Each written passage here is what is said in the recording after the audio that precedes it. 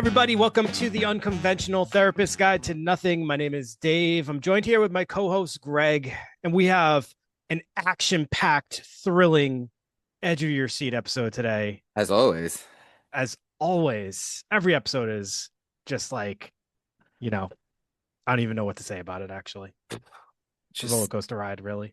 I mean, it can be. And the excitement from all the new questions that I just, for whatever reason, can't help but just answer through text message, knowing that we're supposed to answer them online. But Dave has reprimanded me privately, and that's what you're supposed to do, punish in private. Punish in private. Appreciate that. Um, but yeah, Dave, you know what? I'm gonna skip ahead of you and shout out our new Patreon member, Go ahead. I wish you would. Annalyn. Annalyn Hachani. Hopefully I got that right. Yeah. Well, Yeah. Thank welcome. you. Thank you, Adeline. Yeah. We So appreciate you. what was this question that I jacked up? Okay, so our on IG, Catherine, one of our followers on IG, asked the question: "What's your take on AI therapy? Can technology actually support mental health?" So Greg did offer a response to Catherine, even Catherine's all though set. She literally it says knows how in I the feel. question it will be on the next episode. And this is the second time this has happened, but that's okay. That's okay. Yeah, you know how I am, Dave. Like I wanna. It's not. I'm not all over social media. That's for damn sure. But I like to. I have my opinions and I have them right away. So, but it's a unbelievably great question. I wonder if part of it is because I know Catherine is has mentioned that if this is the Catherine I'm thinking of, that she's going to be a therapist, or if not already is. Um, and it's like part of it might be the question of like job security, right? In a sense. I think that's part of it, but Hmm. this is interesting because this is actually something there's like multiple ways to answer this question, multiple ways to look at this question. And also, Yeah. I think like remember last week Phoebe's question was like, has any of your views on things like anything changed? I actually think I'm starting to change my view on AI's help usefulness within the realm of therapy, but for a specific type. So, where I found it helpful is I've had a few people that I've interacted with recently tell me that they used AI to basically get some information on some symptoms they were having, and they found it helpful because it kind of led them into the direction of like self exploration. And from Hmm. there, that's opened up their ability to be able to seek someone to talk to. So I actually thought it was like helpful in the way that maybe people are able to gain some basic understanding of themselves or gain a little curiosity about themselves, and maybe that will kind of like motivate them to want to talk to someone. I don't think it's super helpful to rely on it. I think, Dave, you need to rent Terminator 2 and Oh, just get trust me, back on I am get back on. totally no, I am totally that person It, that thinks it it's going to take over the world. Yeah, in terms of usefulness for us, okay, and usefulness for Catherine, yeah, maybe for helping to take notes. This happened in session. Fucking wrap this up, or and I wouldn't even do that. But here's the thing for me. I was just talking with someone, in relationships, right? The reason you get certain things out of relationships, if you were like, if when I ask like the young kids that I've worked with in the past, like especially in schools, like what's important about your relationship? Oh, like there's someone that I can tell about my day. There's someone that I could share intimate moments with. There's someone that, I'm not lonely. It's companionship. There's all these little things. And then I say, oh, that's what's meaningful about the relationship. Okay. So what happened? Are you okay with them cheating on you? And they say, no, of course not. That's like a crazy thing to ask. And I'm like, well, why? You can still have all those exact things you just mentioned. And they like it confuses them and it stunts them a little bit because what would be missing then is the most meaningful thing in the relationship is the realness. And I think that to wrap that around to AI, it's like I mentioned to Catherine, a Carl Rogers very Rogerian idea is that when someone starts to begin that someone is genuinely trying to listen to them and understand them, they feel um, like healing can begin then. But AI will never be this genuine sort of empathetic. They don't share the same human experience, so it's kind of difficult for a screen to empathize with you. And when it does, you're going to be creating the same thing that we've talked about in the past where I'm way more connected with people now that I'm on the internet, but are you?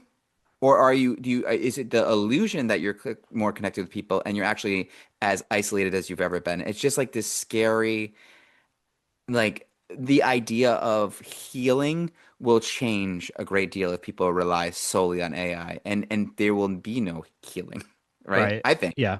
So yeah, I mean, I think we're both kind of saying the same thing. I don't think AI uh, can really replace person to person therapy. I think it can be helpful in Mhm. some early stages of gathering information for yourself.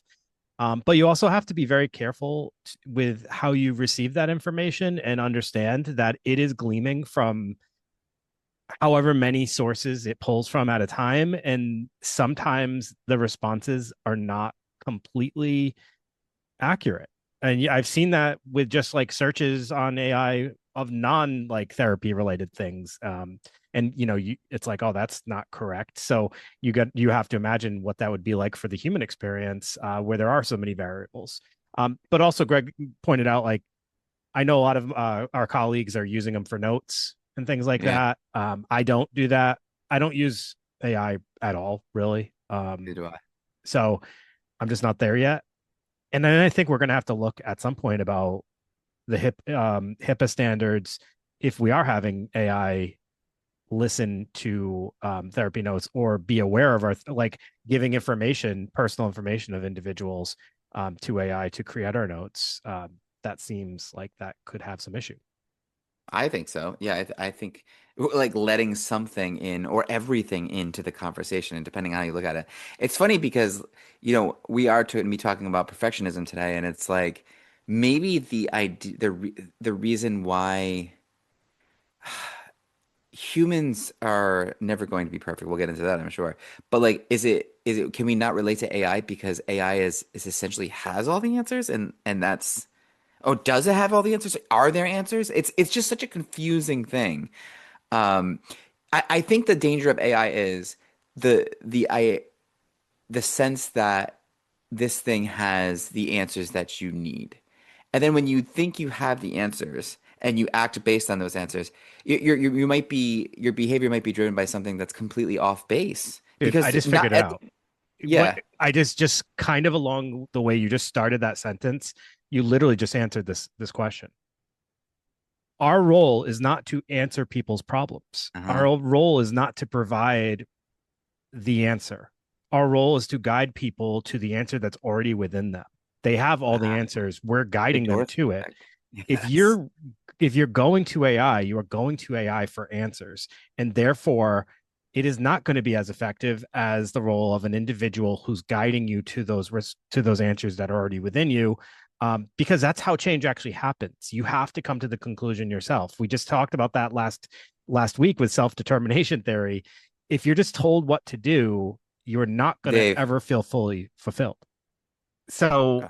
essentially, I think that's it. I think that's why AI therapy is, in my opinion, won't be as effective, is because it is providing answers in a field that we're not supposed to really be providing answers. We can give information, we can give education, but we're not supposed to be telling people the answer to their problems. Yeah, and I think that's wow, it's such a societal problem too. Think about it in terms of like raising children. If you give them all the answers and take away their ability to figure things out for themselves, you're robbing them of so much. You're robbing them of autonomy and the sense of like being able to do things on their own, which essentially will it just limits them forever. And so we're going to create a group of people, all people who are unable to figure out their issues on their own, who will rely on something to figure out every issue that they have. And what is this something? This thing on the screen to get not to get conspiratorial again, but like Yeah. where are those answers coming from? It's the answers someone else wants you to have. Oh my God, Greg. I think you might be onto something. AI is on a mission to create morons. Yes, dude. I It's can't really, believe you just there's said two that. That's already right crazy. here. We're already morons. So Holy crap. we're immune. You'll never get us, AI. Yeah. Oh boy. Anyways, Catherine, I hope that We're that sorry. helps. Yeah, We're very yeah, sorry for that. yeah, yeah. I think you should have job security. Yeah, you have our job. Well, you definitely Anyways, don't have competition here. So oh God. All right, so let's get into the episode today, Dave. What do you think? let's do it. All right, so what is perfect? We're talking about perfectionism today.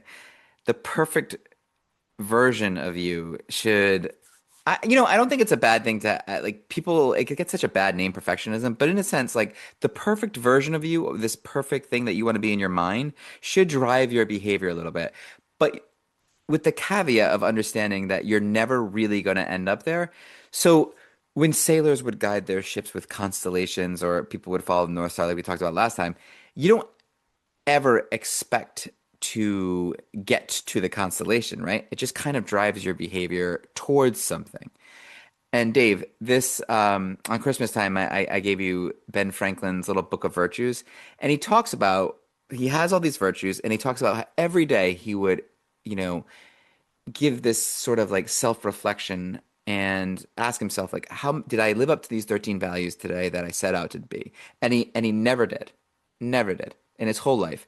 And then at the Mhm. end of his life he said, "Yeah, you know what? I never made up or made it to my own ideal, but because I was trying, I was a better person for it. I would have never became the Ben Franklin I am had it not been for me trying to live up to an idea of what I could be, which is different um, than perfection, I guess.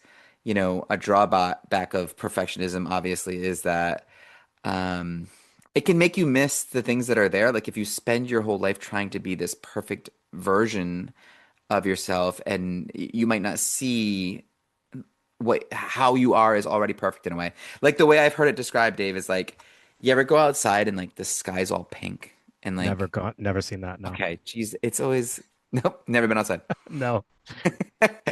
Pink So skies. Dave's never been What? outside. So let's see if there's if the What? audience out there might. Do you know why the sky's pink? No. It's reflection. The sky's reflecting off of flamingos. Okay. Well, I didn't know that. Yeah, Really? Even way up here. even way up there. Okay, all right. Well, that's interesting. Yeah, So when the sky's reflecting off of flamingos and you're driving your car and you see that the sky is all pink and beautiful, you would never say, "Oh, wow, I think it needs a little bit more amber around the sun." You would just look at it and say, "It's perfect" or "It's yeah. beautiful." You wouldn't try to like figure out what else it needs, and we weirdly do that to ourselves, you Do know? you, Greg? Do you think of what else you need? Yeah. Yeah. Yeah, I do. Yeah, I'm a work in progress for sure. You Would know? you consider yourself a perfectionist? No. No. I don't think so. Why would you consider me a perfectionist? It wouldn't have Because I can surprised do me if better. you said yes, and I would have said you're failing big time. I'm definitely not. I'm definitely not a Yeah, no, perfectionist no. at all.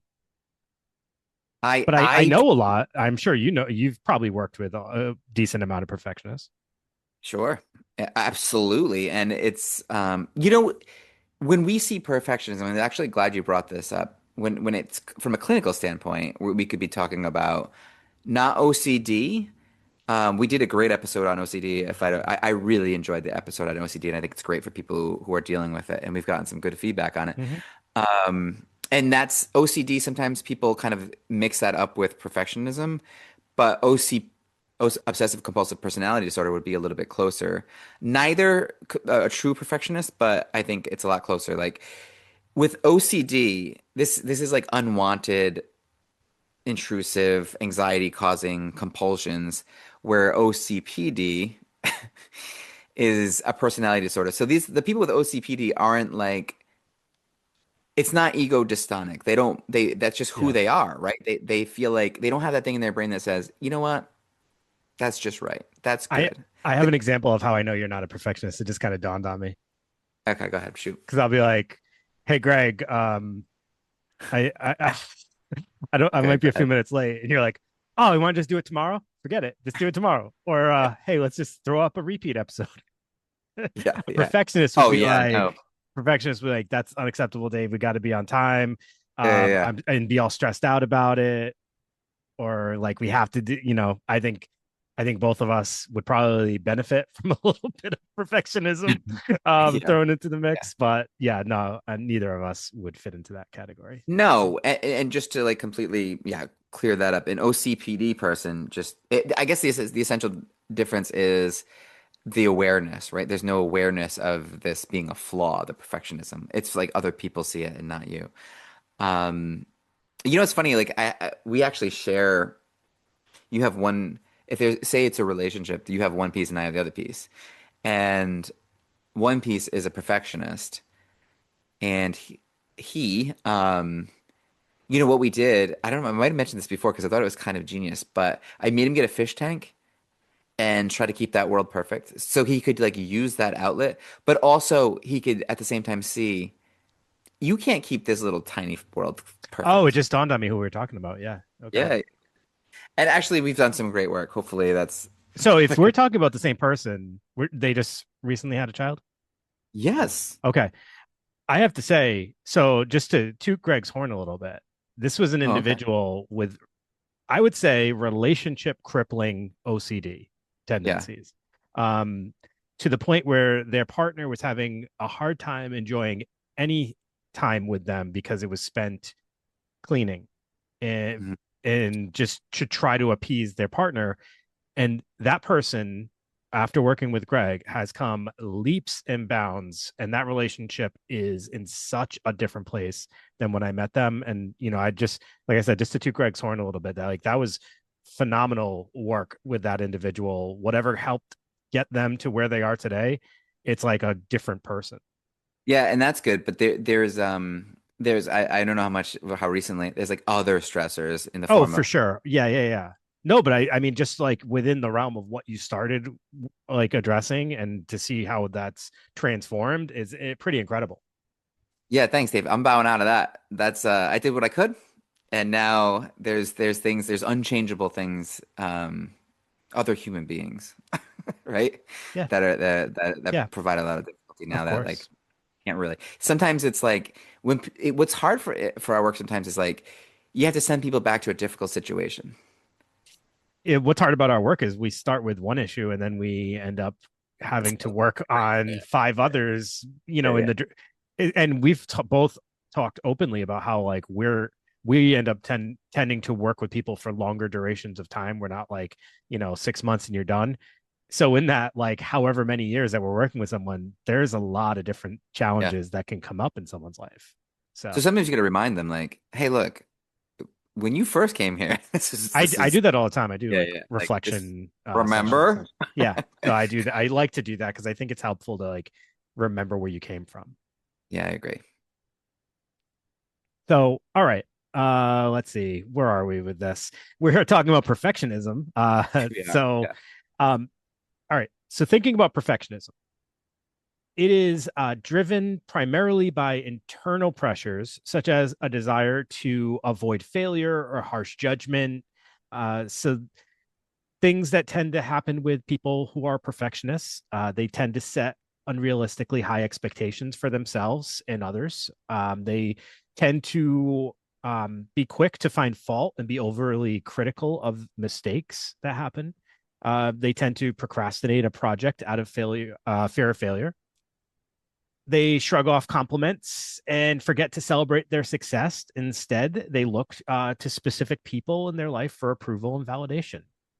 yeah, So, an interesting thing to think about is we have this one therapist that we've worked with both in group setting, and the question he would always ask people is, whose eyes do you see yourself out of?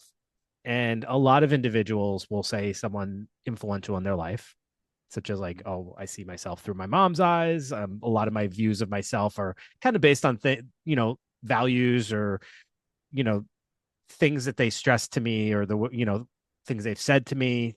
So sometimes I think that can be good and sometimes that can be a real challenge if that parent maybe had really high standards or expectation or put a lot of pressure on you. So I think it's always helpful to kind of ask yourself like, well, whose eyes am I looking at myself through? who am I filtering all my thoughts through in order to kind of be able to even unearth some of those thoughts, understand where they came from. Yeah, yeah, like unhook from some of that. Yeah, If the 100%. So, and you know what's interesting is I hadn't thought of until you kind of mention it is the procrastination that could and when you say like perfectionism, it almost like I just thought of how it shows up in my own life. In terms of like exercise, I won't do that thing where, say you can't go to the gym for like an hour, or say you can't get like a full workout in. I mean, you could Just do something. you just won't go at all. Yeah, exactly. Like I won't like if I can only do like a half hour or 15 minutes, it's like I won't go out at all, even though it's completely Yeah. illogical, where like And the 15 minutes is worth something. it's like all or nothing thinking, which It we've really talked is. about before with cognitive just we do the cognitive distortions episode? I can't remember. We did. We did do a full episode on that. Yeah. So all or nothing thinking is, it's either I do the whole thing or I do none of it. And that's super rigid. It's a symptom of, I think perfectionism, but it also comes up with actually people on the spectrum tend to have a lot of all or nothing thinking. A variety of different things can lead to that. And it's not super helpful because if you think about it, yeah, 20 minutes of cardio or just even going for a walk is better than 0 minutes of cardio, not Mhm. going for a walk at all, right? Uh, Like obviously, you're but right. no, but so many people like don't even. It's so hard to get that to make sense in your head, I Yes. guess. This is I know something that also kills like diets. It kills New Year's resolutions, just like I goals had for a bite of ice ourselves. cream. I might as well have a tub Right. just because And it's over. yeah, it's over. Exactly. All right. So there's three different kinds of perfectionism. The first would be self-oriented, which is imposing an unrealistic desire to be perfect onto yourself. So you're the one putting that expectation on yourself. Other oriented would be another one, which is about imposing unrealistic standards of perfection on others. So you Mm, expect others to be perfect. I think some that can come with like parents to their children sometimes, or maybe to a partner, things like that. Socially mm. prescribed perfectionism involves perceiving unrealistic expectations of perfection from others. And geez, where do we ever see that? I mean, that's like Instagram City, right? Sure, Yeah. sure. So perfection is an impossibility in reality, and when taken too far, it can lead to negative outcomes like procrastination, as we mentioned, tendency to avoid challenges, the rigid all or nothing thinking, toxic comparisons, and a lack of creativity. So maladaptive perfectionism is often driven by fear of failure, feelings of unworthiness, low self esteem, and adverse childhood experiences. So it can often be accompanied with depression, anxiety, OCD, eating disorders, and sometimes even suicidal impulses. Um, Yikes.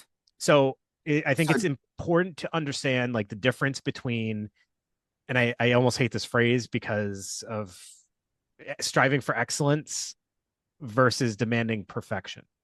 Um, and when I say yeah, striving for excellence, it's like just like being the best version of yourself or doing the best in whatever it is that you're working towards. as a uh guiding principle and not so much a goal. yes, right, You know what I mean? exactly. And It's you know like what's all funny right, to so me? like with us like striving for excellence, or it would be just us doing the best version of this that we can do, and like making sure every day we put in the effort to do that. That's yeah, so it's not perfectionism. It's like get on the ball, guys. You know what I mean? Like, Right, and also right, also there's this thing that it kind of really sounds like we're saying perfectionism, but what it really is like normalcy. Like this idea of what the collective thinks is perfect which is what essentially is normal, which is another thing that doesn't really exist. This idea of normal. Like there's nothing like you don't want to read a book about a perfect person. You don't want to watch a movie about a perfect person because that's very uninteresting. And an uninteresting person cannot be perfect, right? So it's like a right. very complicated thing. It's like that's like a normal person. Like when I think of like some of the most I don't know what I'm thinking like a beautiful woman, right? There's an idea of what that could be, like this perfect idea in my mind maybe or in everyone's mind in a sense, but that perfection is completely different across the spectrum. Like there's no real sort of thing to land on there. And then when you see the most beautiful people, it's typically when it's like, oh, well, that person's like kind of different looking. Oh, that person has like really like sort of exotic eyes, or maybe like looks very different from, it's almost something, or their teeth have a space, and I kind of like that a little bit, right? It's like there's things in there that would sort of escape perfectionism, but would Mhm. somehow be making that person closer to perfect. It's a really weird sort of thing that I'm trying to Well, wrap my head you around. see that all the time with like models and Yeah. Yep. all of a sudden that someone will come out and they just look so different. Like do you know the actress Mia Goth? She was in Yes. X. So She's know it, very dude. unorthodox beauty, right? Like she looks nothing like other individuals who are kind of that standard, I guess you would say, that Yeah. quote unquote standard. And look at how like the attention that she gets, and because of that unorthodoxness, unorthodoxy. What's the Yeah. word? I And don't it's know. like it's also like a weird kind of word that we can throw around too, because you're talking about, all right, like, so Shelley Duvall, I don't think anybody would call her like dude, does everyone know who she is? Like the woman in Shining. You say that, and it's so funny because I think young Shelley Duvall was absolutely gorgeous, but So do yeah, I. A- a- unconventional for sure. so, so do I. And then here's another thing. In The Shining, for example. She was perfect. Yep. She was perfect for that. Like, how could anybody have been better for that? It's a weird thing. So it's like she's perfect. Oh wait, Shelley Duvall's perfect. No. So it's like we're using this word that does essentially means nothing. Yeah. And then you're striving for something that essentially doesn't exist. And then where does that put you? It puts you lost. It's like if someone shows up to they pull up alongside of you and they're asked directions, and you say, "Yeah, of course, I'll give you directions. I used to be a mailman. I could pretty much tell you anywhere, right?" And then they're like, "Well," I'm like, "Where do you want to go?" And they're like, "I have no idea." And you're like, "Well, that's gonna be tough to get there." It's like Yeah. they're directionless. If you're striving for perfection, then you're just on like a treadmill, going nowhere. Ooh. Or a hamster wheel. Even better. You know, uh, similar to Shelley Duvall, young Cher. Okay. I think she was unconventionally You attractive as well. I think so too. I don't know if Cher was like unconventional. I think it was like kind of like the general consensus that Cher Was was. it? I don't know. I think so. I I mean, think for the younger audience, you can just like type her into AI because you probably don't know who Cher is. But yeah, dude. Cher and Shelley Duvall. It's they're gone, like dude. they just Everyone's ended. They gone. just stopped listening. They're gonna look at those pictures and be like, "What's wrong with these guys? They're not perfect." They're right. They're not perfect at all. All right. So, all right. Positive forms of perfectionism would involve things like setting goals, having high standards for yourself, working hard for success, being achievement oriented, things, all these things. And just the negative form is failure oriented, just Yeah. like fear of failure, just putting pressure on yourself because, all right, so, instead of like if you're a student and you're Mhm. studying for a test, you're doing it because like you want to achieve high, you want to do well, you're doing it for success, and you're thinking about the success. But if you're a perfectionist in the negative aspect of it, you're afraid that you're going to fail and you're going to let people down, or you're not going to be worthy, and all those thoughts are flooding your head, and you probably think you're going to fail, I would assume. I've Yeah, seen that living your life that so based many like on times. wrong instead of like what you want. And the reality is obviously it's like as obvious as can be, but you have to fail in order to achieve. You have Like to. you have to screw up. You Yeah, have to screw up over and over again to get better at whatever it is you want to do. To be good at something, you have to start like being the dummy, in a sense. That's You have to that's humble yourself. hey, being dummies is how we've succeeded. That's right. Yeah. I don't know when this phase ends, but It's a very self-deprecating I know this is it. Yeah, episode. we're like over the topping. We're not perfect. Probably like, oh, why did this episode suck? Everyone's like, oh my god, they're so full of themselves, they're just trying to evoke Yeah, our sympathy. yeah. They think they're so unperfect. Can I just Jerks. point out, so if you're watching this on Patreon, which you should be, and if you're not, shame on you. But if you are Mhm. watching this, Greg has a pair of headphones on that we got, and it's amazing how much different talking to Greg right now is because he actually can hear and follow the conversation completely. Can you imagine how different it is for me? No, I don't even know if you noticed, but like I I noticed Are because you there'll be kidding me? times where I would talk and you wouldn't hear what I I just said. look at you. Yeah. Yeah. It's how did But you do that for so long? I don't know. Look, because it's not just here, it's been in my life, you know. Can't hear that good. And that's hard to be a therapist and not hear, you know. I can hear. It's a good thing you don't have to I'm bad. respond to everything. Yeah, I can't respond to everything. I'm pretty good at the silence. So let's talk about how you can overcome perfectionism in some ways, at least try, right? Flex. Did you just flex when you said that? I did not. I But if you swear. Try to but if we overcome get 10 more members, perfectionism and you just I will flexed. send you a poster of me flexing. Okay. Letting go, letting go of comparison. No, this is a good one actually. So to kind of like mitigate some of this perfectionism, let go of the comparison mindset. And I know that's like saying that in 2026. It's almost intrinsic, right? And everybody, you go on Instagram and you're not gonna. Comparison is the thief of joy. Thank you, Teddy Roosevelt, for telling us that long before any of the social media stuff. But like, how do you not compare yourself to people? Because in a sense, you have to compare yourself to people in a lot of ways to just sort of modify your own behavior, to learn, there's a lot of ways you have to compare yourself to people, but in a healthy way. But like looking at other people and being jealous of what they have and upset that you don't have it, or they're doing that better than I ever could. Well, that's fine because there's lots of things that people do better than me, but maybe there's some things that I can do better than them. We're trying to And, figure that out. and even things we do well, someone else might still be able to do it better. Imagine if every NBA player like couldn't accept that, you know, Kobe Bryant was better than them, or like, imagine if they just if they then they would stop playing. They wouldn't be able to like have success because they would constantly be in their mind that I'm a failure because I'm not as good as these other players. Like, how would you ever be able to be on a team if you couldn't accept that I don't get as many minutes as this person who is more talented than me, even though I am still talented? Yeah, and it's like, and still seeing your value if like there's a shortcoming somewhere. It's funny because I was the young person who they used to call me a glory hound in the Navy. I would always try to be the best at everything. And which meant that sometimes, if I'm being completely honest, if I saw someone like even if it was for the betterment of all of us being really good at something, it would almost make me like upset instead of happy, right? Yeah, And what's changed my life so much is seeing in my friends and the people that I care about, like when they do well, like I genuinely am happy, and maybe that's just something that comes with age. Uh, part of me it, thinks it does because it's easier to accept and be happy for people when you're older for whatever reason, but it is in our younger years, it does feel like there's a lot more. Well, for some people, I'm sure it's other people have had a completely different experience.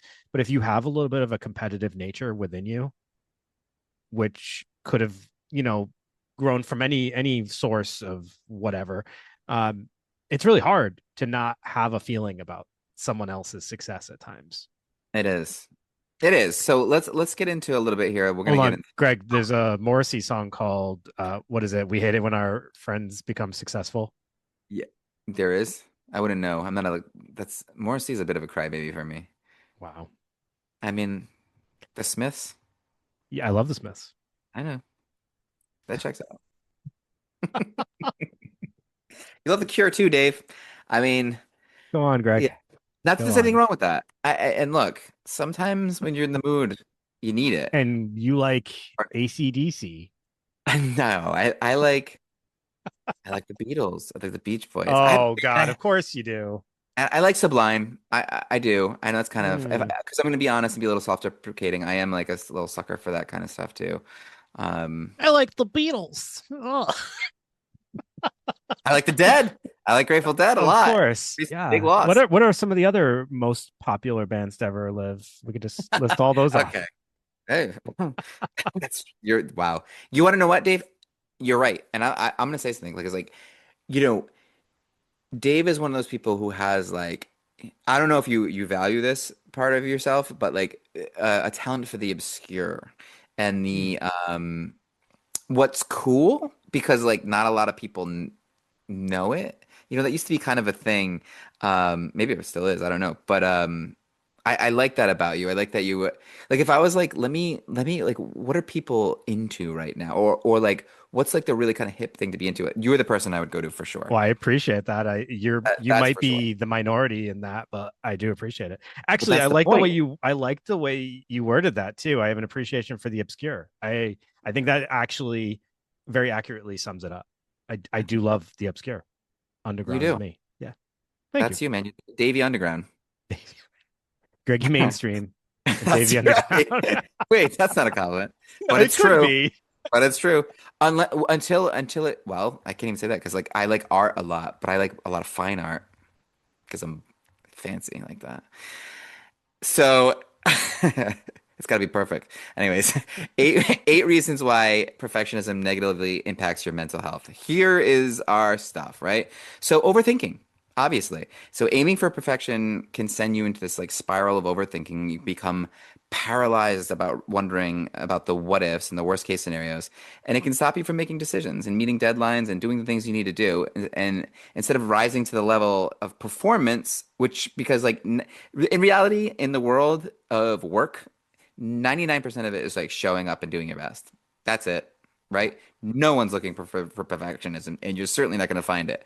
Um, Comparing yourself to others, like we mentioned, it's like, you know, you can't judge your worth based on other people. Otherwise, like, I mean, if you're fixating on what other people have achieved or like you don't really develop your own unique qualities. You're just kind of like a person in the back seat. Again, it's almost like Dave, it's almost like striving for perfection takes you further away from perfection. It's like you're being led by something that's taking it's like the Pied Piper leading you away from what your best the best most close to perfect version of yourself. Almost like AI, Yeah. right? Because every negative outcome from perfectionism almost is like preventative of Mhm. actually being able to achieve the thing that you're striving for perfection for. So you're right. It really does take you as far away. And the other thing it does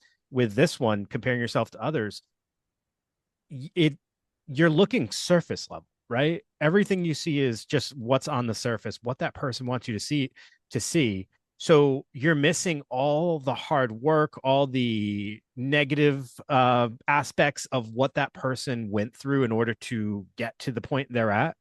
So Yeah. you're gleaming on something that isn't even real because it's like I said, it's just surface level, and you're not taking into consideration that on top of that, there was all this other stuff that had to happen in order for that person to be able to get to that point. So it's setting yourself up to just feel like shit about it, and Yeah. it's not even realistic. It's not even realistic. Like this being scared of like screwing everything up all the time. This, catastrophe is always looming. Um, it causes too much stress, right? And it like, can create like generalized like, anxiety disorder. Like you have to mess up. That's the thing that's the little secret that people forget. You have to mess up in order to achieve, in order to become a better version of yourself. Because through messing up over and over again, you learn to not mess up over and over. It's just something. It's messing up is the journey, isn't it? And the destination is if the destination is perfectionism, you're gonna have to mess up a lot You to know, get to this better version of yourself. and it reminds me of The Alchemist, I was which just we keep the we whole time I keep was we always yeah. refer to it. I mean, we bring it up almost every episode.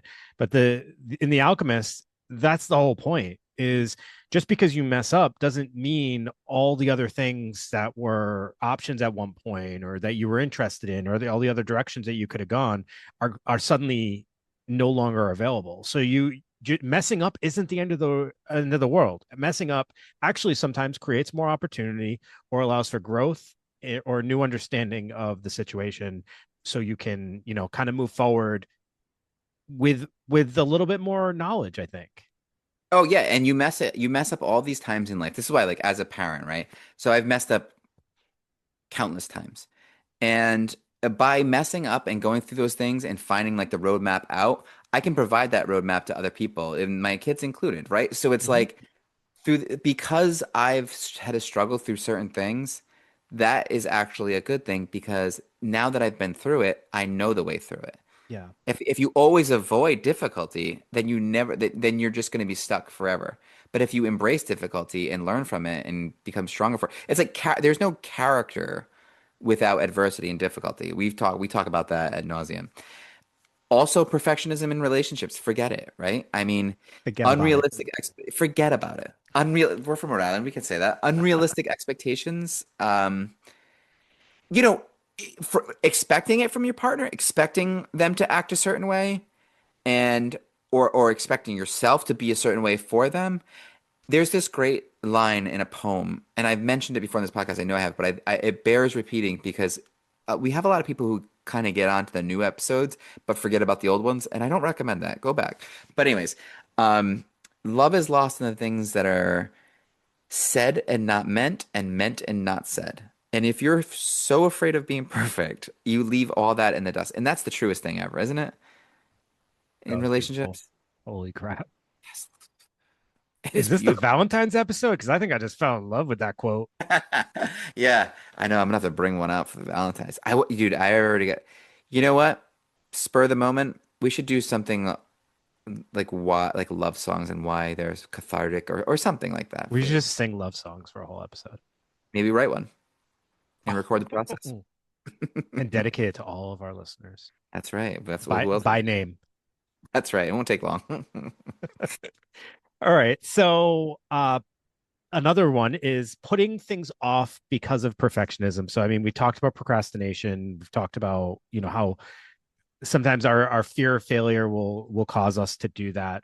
But I think it's really important for people to kind of understand that impact because it's a serious thing and it's adding more struggle to your life than necessary. So someone might avoid or put off starting projects due to the fear of the inability to meet these high standards. And then that leads to an increase in stress because you have this looming thing that needs to be done that you haven't started yet. And then you're also going to get this feeling of inadequacy and that you're just dwelling on these negative emotions. And plus, procrastination is something I'm very familiar with, years and years of doing it in all different capacities. But especially like when it came to projects and stuff like that, I would trick myself into telling myself like, you're better when you procrastinate. You always get it done. And yeah, sure, I Yeah. can, but I'm not doing my best work if I'm procrastinating. And putting things off till the very end, you're struggling. You're rushing, you're doing it with a ton of anxiety. You're not doing your best work. So that's definitely another negative aspect of this. Um, Feeling physically bad. So the stress that comes from perfectionism can actually manifest itself physically, and symptoms may include things like sleep problems, tension headaches. And then if you're dealing with those things long enough, they're going to lead to other health issues. So it's actually bad for your health. Hmm. Ignoring your emotional needs. So if you're striving for perfectionism constantly, you're probably also neglecting your emotional needs, and the lack of attention to those things can cause longer term mental health challenges and things like chronic anxiety or depression. Just you got to pay attention to yourself, right? Yeah. um Also, you might find yourself getting stuck in a fixed way of thinking. We talked about like that all or nothing stuff, but also like perfectionism becomes its own mindset, and it can be really hard or to adapt to new things or have new learning experiences because you're just so focused on it has to be this way, right? And then, like you said, we're avoiding failure, we're avoiding situations that could potentially help us grow, or we're just being so resistant to allowing those moments, and we're not growing as people. Perfectionism prevents growth. It really does. That's it right there. And it's like it's also, man, doesn't it always come back to people worrying so much about the way they feel and should probably worry about more about the things that they do. Yeah. And what you forget is like I want to feel good. I want to feel like safe. If I try to be perfect and I screw up, I'm not going to feel good. It's feel. What do you want to do? You can't worry about how you feel all the time. You have to worry about the things that you want to do. Do those things and then let the feeling catch up with you. That's about Yeah. it. Um, so therapy can obviously help with this if you're dealing with, we can show you all the ways you're not perfect. That's what therapy is all about, right? Um, obviously, you know, you're looking for meaning in life. That's you're not looking to be have a perfect life. You're looking because ultimately, what would that look like? If you ask yourself that question, like, I want to have a perfect life. Well, what does that look like? Hopefully, that means I'm going to be sad sometimes. I'm going to be happy Yeah. sometimes. I'm going to be That joyful. I'm scared, right. right? So it's like So this me. Go ahead, that's Dave. it. We've talked about that before too. I feel Yeah. like you have to have the range of emotions. That's the purpose of life, is Mhm. having those ups and those downs. And if you only have one, if you were to eliminate any downs, you'll never appreciate those ups. No. They become pointless, they become redundant. And And instead of having a meaningful life, you have a meaningless life. right. It's very predictable. Yeah. And perfectionism would be very predictable. And all meaningful life, all that really means is paying attention to the right sorts of things. That's all. And the, don't pay attention to things you're not the best at. That's okay. It's okay that you're not great at everything. Maybe pay attention to the things that, you know, you, that bring you joy Sure. or make you happy or whatever. I don't know. Obviously, CBT is a not perfect, but up there with the forms of therapy to sort of challenge this you know, I guess to use a therapeutic word, maladaptive thinking. I think ACT Yeah. is always going to be something because it's like accepting, right? Yeah. Accepting these imperfections, realizing there's things that you're not going to be able to change, and commit to the actions that align with your values, instead of striving for these unreachable standards. Some people this really would be helpful for, like, right, like therapy. If you're struggling with perfectionism, it's taking its toll on your mental health. You can speak to someone like Dave or I, and we can kind of like, tailor a treatment to figure out what your actual goals are and navigate these like emotional ups and downs that you're going to have and help you break free from some of this stuff. Um, Perfectionism, ironically and paradoxically, is something that causes a lot of low self-esteem. So achieving things can feel good, but when the bar is set unrealistically high, so that you're not able to attain any goals, like myself, if my goal is always like, if you don't go to the gym for an hour, you are a loser, right? Basically, I that's how I feel sometimes. That's not good for my self-esteem. I should say, if you work out every day, maybe 5 minutes a day, that would be the win. And if you do more, good for you, right? It's like setting more. Setting your metrics for a success. It's there's a great sort of story about this guy, the Megadeth story with Dave Mustaine. He was so sad that he got kicked out of a band, because his band was really going places. And that band was Metallica, right? Mm. And they really did go places. So when they were like having all the success, he was like pretty depressed. But like what he doesn't mention, or what like his metrics were weird because he had a successful band of his own with millions of fans, right? Megadeth or whatever it was. Not really into that world too much, but it's really about like seeing that what you've accomplished, not what kind of fell short in your life. I think that's it, right? I think so too, Greg. All right. Self-compassion too seems like a big piece of this. It's to stop, like, there's no real reason or benefit to, insulting yourself, telling yourself you're no good or a loser. Like, we can hear that stuff from plenty of other people in our lives. We don't need to tell it to ourselves. That's just like very unhelpful. Yes, it is. And there's, I think there's some stuff here, like questions you can ask yourself to kind of like see if your that mentality is a perfectionist mentality. Like, do you base your self-esteem on your achievements?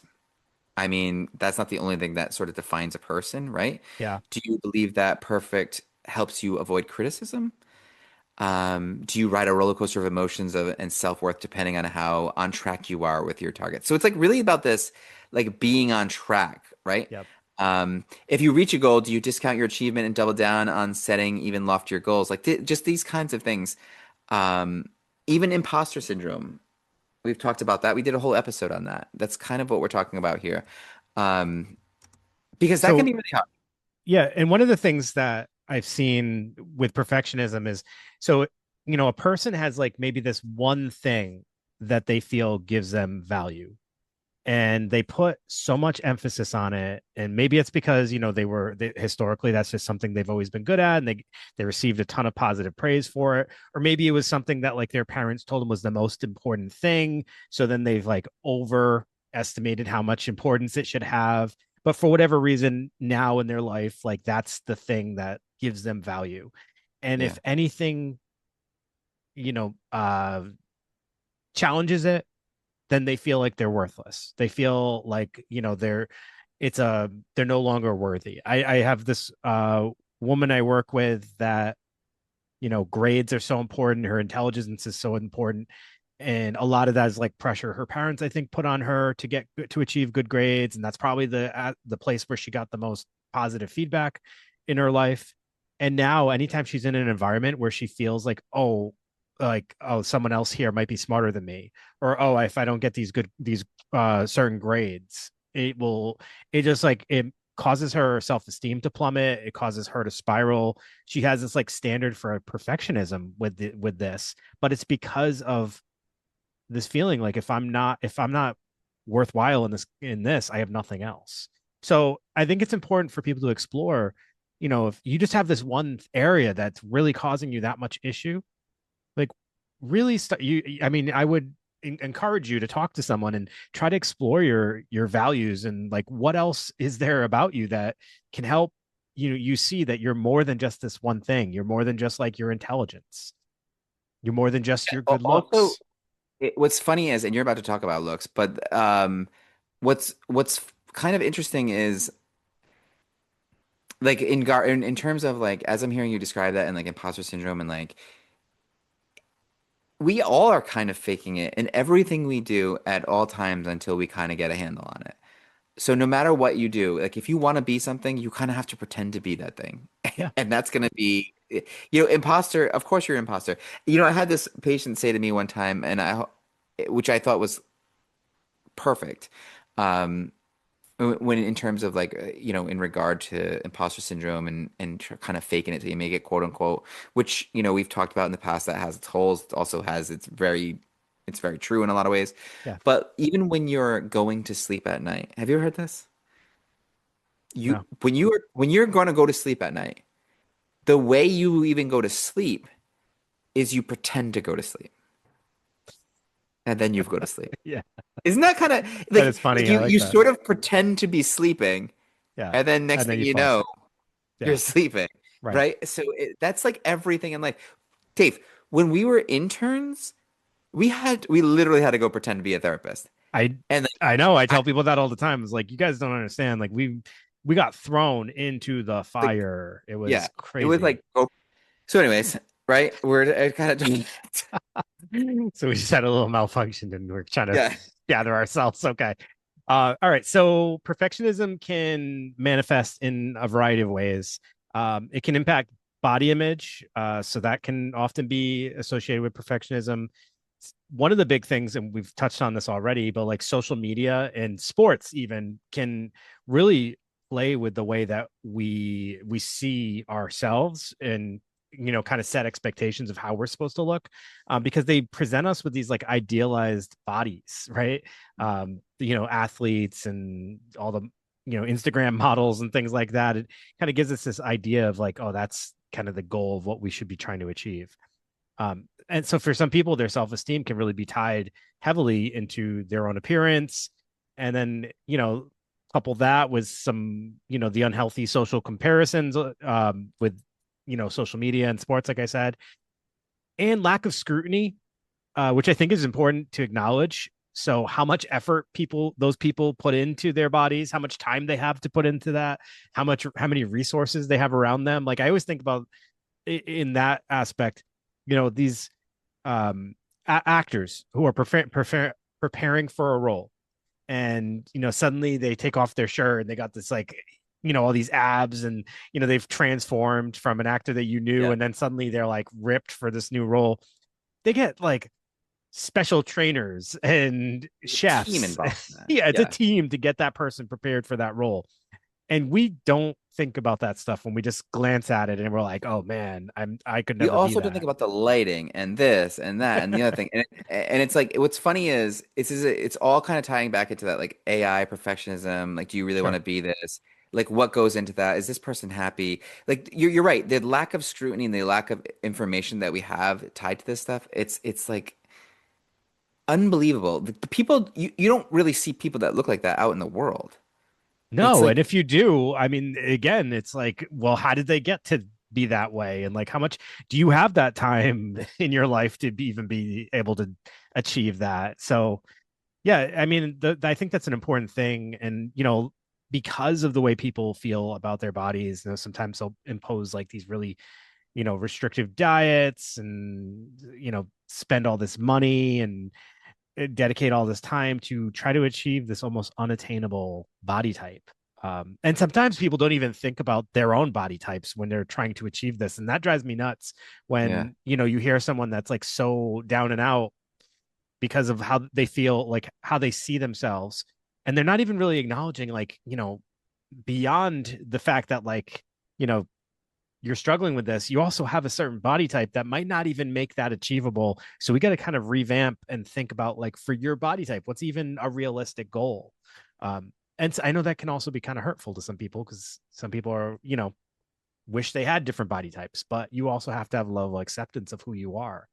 Um, so yeah, And what's good about that? Yeah, no, I know. And then like imagine if your whole identity is tied to the way you look too. So it's like this person's like that's not a forever thing, and that's sort of a vapid existence in a lot of ways too. So I mean, there's good and everything's on a spectrum of like what's yeah, good and what's perfect and what's not. It's just kind of all meaningless in a way to strive for these sorts of things. So it's like striving for perfectionism is just